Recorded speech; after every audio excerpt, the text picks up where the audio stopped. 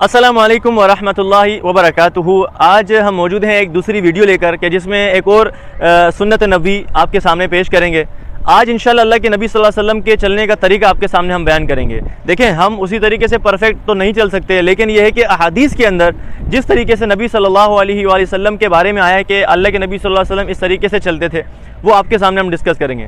دیکھیں، حدیث کے اندر آتا ہے کہ اللہ کے نبی صلی اللہ علیہ وآلہ وسلم جب چلتے تھے تو ایسا معلوم ہوتا تھا جیسے اونچائی سے نیچے اتر رہے ہوں، اور ایک جگہ آتا ہے کہ اللہ کے نبی صلی اللہ علیہ وسلم چلتے وقت اپنے جو قدم مبارک ہیں وہ مضبوطی سے رکھا کرتے تھے، جما کے رکھتے تھے، ڈھیلے قدم نہیں رکھتے تھے۔ اور ایک اور جگہ آتا ہے کہ اللہ کے نبی صلی اللہ علیہ وسلم جو ہے آگے سے تھوڑا سا جھک کر چلتے تھے۔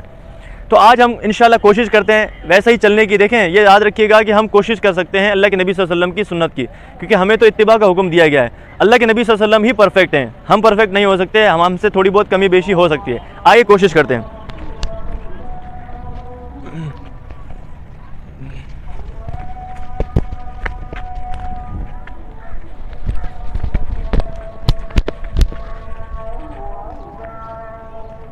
یہ میں نے آپ کے سامنے ایک نبی جی صلی اللہ علیہ وسلم کی سنت مبارک رکھی۔